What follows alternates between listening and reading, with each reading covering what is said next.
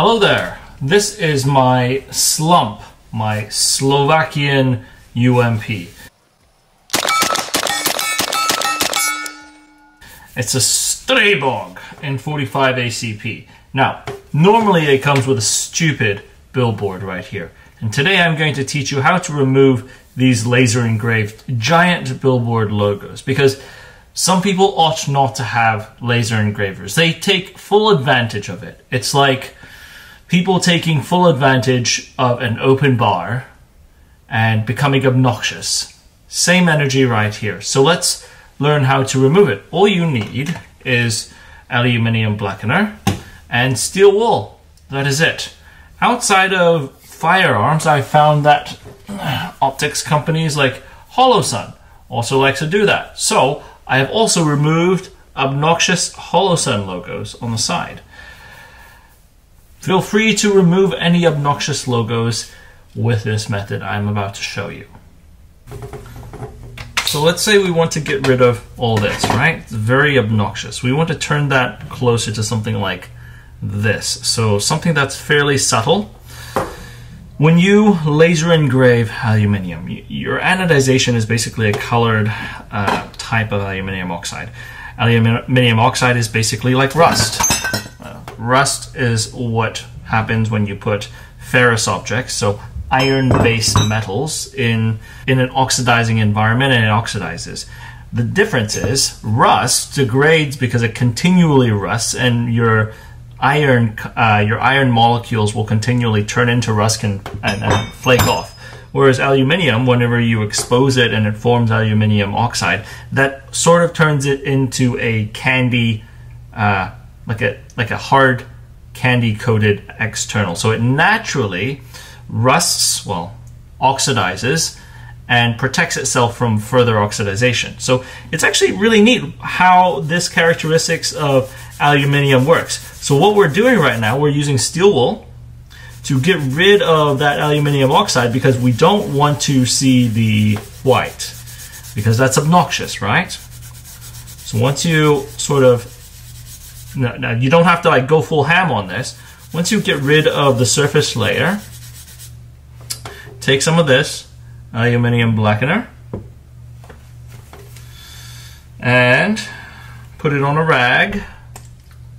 It's just like cold bluing. It's the exact same concept,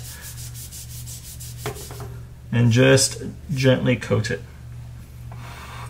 And by the way, right now it's essentially oxidizing itself into a different color.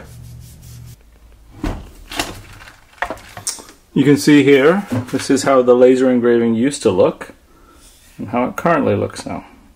Much classier, much cleaner, much better.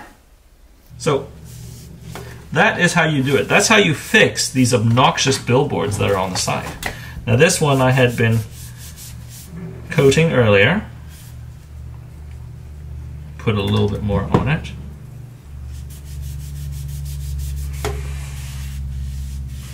It doesn't fully get rid of these, but it certainly makes it a lot more tolerable. So it looks less like a cheap firearm, because certainly these things look very cheap when you use laser engraving. I understand the cost-saving reasons for it, but it does look very cheap indeed. I dislike that. So this is what it now looks like. Much less trashier, right? On the other side, same thing. It looks like I didn't do a good job scrubbing some of the oxide right here. So let me scrub some more of the aluminium oxide and rub some more of the blackener on it to see what it looks like on the back end.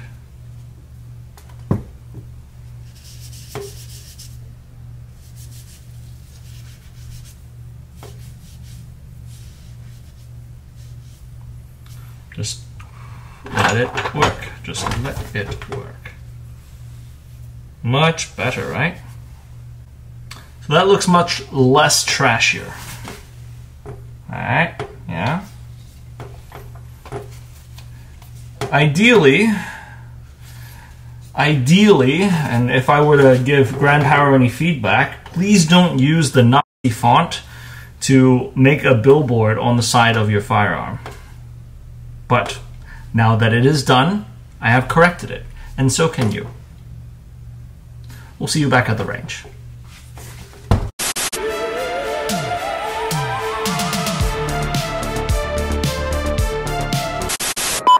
716 is 096, 4 Vic, 8 packs, Redcon 1, green to green. How copy, over? 096, this is 716, roger, over. 091,